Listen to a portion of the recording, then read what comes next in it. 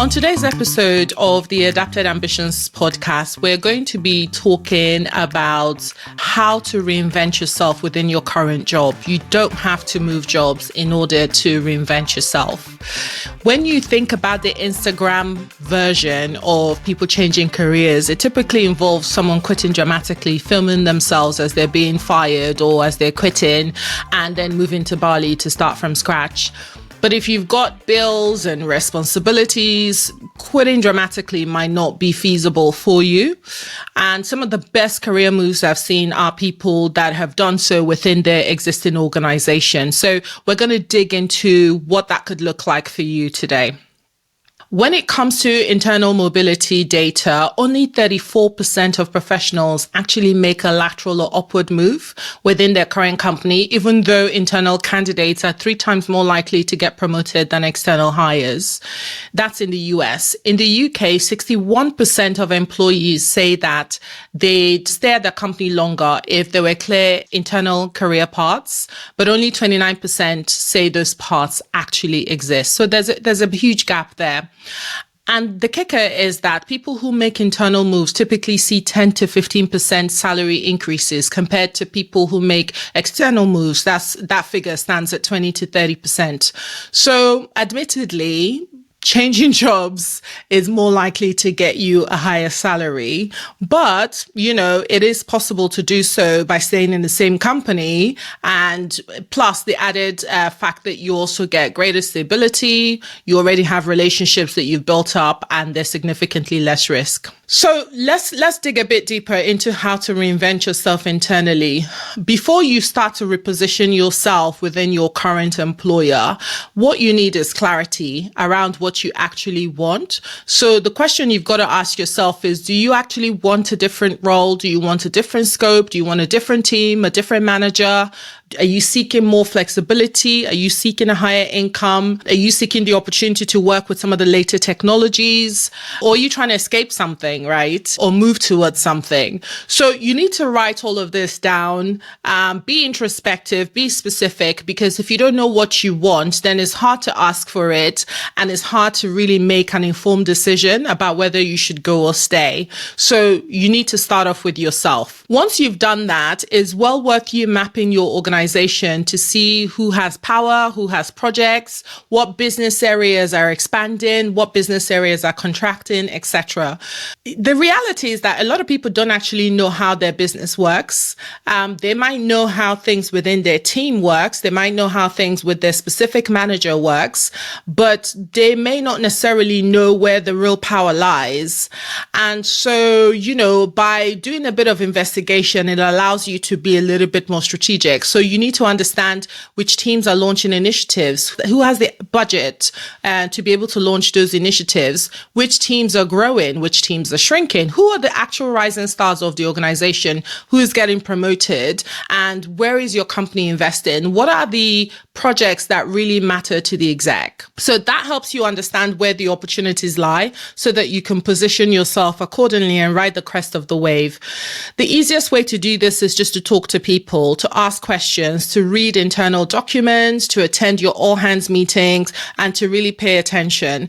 I remember once I was part of a Women Unlimited leadership training program, and one of the pieces of homework they gave us was to go talk to our boss, our boss's boss, and our boss's boss's boss, if you had 3 layers above you. And that would enable you to really understand how the business worked. And it was so eye-opening when I undertook that exercise. So you don't necessarily have to have conversations with people who are more senior to you. You can also have conversations with your peers who sit in other parts of the business that you're part of.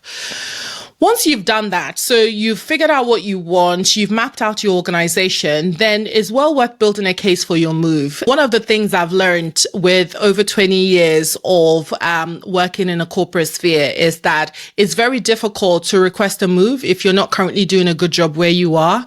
If you're doing a good job in your current role, the chances of, yes, your boss might not want to let go of you, but the chances of you moving into a different area that you're interested in is higher because the company doesn't want to lose you, right? Once you've identified those two things, you need to build a case for your move.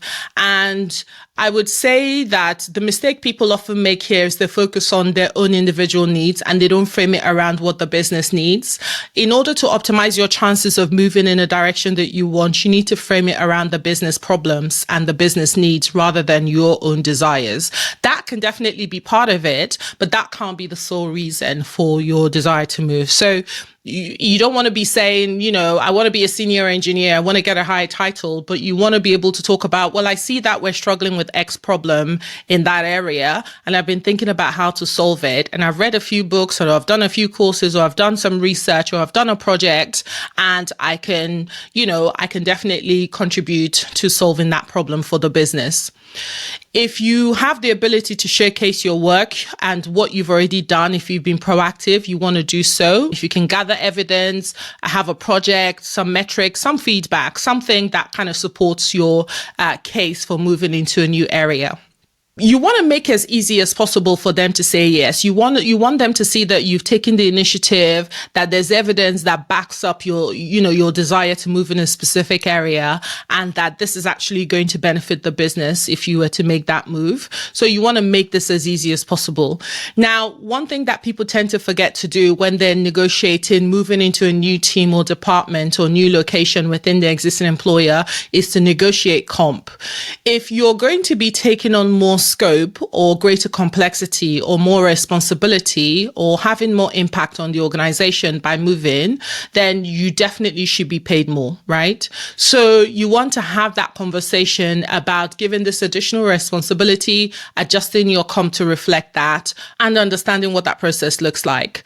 Don't be apologetic, don't be aggressive, don't hedge, just ask the question, right? You're just gathering information at this point. And if they say, listen, we don't have the budget right now, then you can ask when the budget will be reset and ask what metrics you need to hit, and then lock down a firm timeline. If you can have this in writing, even better. The reality is that if you don't bring up the conversation about compensation and you go on to take on more responsibilities, many companies will just let that slide. So you have to be an advocate for yourself. Now, it can be that after you've done the introspective work, after you've built up evidence to support your move, and after you've done your research to really understand how your organization works, how do you know, right, whether to stay or whether to seek out external opportunities? Here are some reasons that support you staying. So the company is growing in terms of headcount, revenue, new products. You have a really good manager that is an advocate for you and supports your goals. You see people getting promoted, people taking on new roles, new business areas being spun out, and the work is interesting. The team is strong. The company has a really strong brand name in the market. So if you have all of those things, then maybe it's worth you staying, right? And just seeing how you can reinvent yourself internally. However, the reasons why you should leave could include that the company is shrinking, so you see layoffs, redundancies, budget cuts. Your manager is either blocking you or doesn't have influence to help you sort of navigate in the direction that you would like. It could be that no one's getting promoted, or it's a flat structure. There's some organizations that advocate for flat structures, and it might be that you don't necessarily adhere to that, right? And you want to be in an environment that recognizes your experience and your value and the title matches. If you absolutely hate the work, if you find that the work is absolutely soul crushing and it's not getting better, then it's not worth sticking with the company. You might as well go find a job that you're more invigorated by. A lot of mistakes that people make in their current jobs or with their current employer is that, they sit around waiting to be noticed and hoping that somebody will ask them about what their interests are and what their desires are, and then they'll get to express it, and then that person will facilitate their move. The reality is that, if you're not thinking about your career and you're not being proactive about advocating for yourself and driving it forward, you're rarely going to get anyone else thinking about it for you. The other mistake I see a lot of people making is complaining without proposing solutions. Anyone can point out issues, right, in a job, in a company, etc. But it's actually harder to be able to come up with solutions that are effective and where all the relative stakeholders and parties are satisfied. That's complex. That's difficult. If you're somebody who's just kind of complaining about problems without looking for ways to solve it, I think that that's a tactical mistake that a lot of people make in their current jobs. If you're taking on more work without having a conversation about comp, you are making a mistake here and you're dropping a lot of money on the table. Don't worry about trying to prove yourself first. The fact that you're being given more work is evidence that there's belief that you can do the work. Trust me, if no one believed you could do the work, they wouldn't put it on your table. So you need to be able to advocate for yourself and ask for more money and negotiate as you take on the new work, not after. And then don't assume that your manager knows what you want or your execs know what you want. Be an advocate, be explicit, be specific about what it is that you're seeking and, why that's important. But obviously, as I mentioned earlier, as much as you're able to frame a lot of this around the direction that the company is moving in or what works for the company, then the better, right? That optimizes your chances of actually being able to get what it is that you want. So here's what I'll say you should do this week if you're listening to this podcast. 1, write down what you actually want from your career right now, whether or not you're looking for a new job.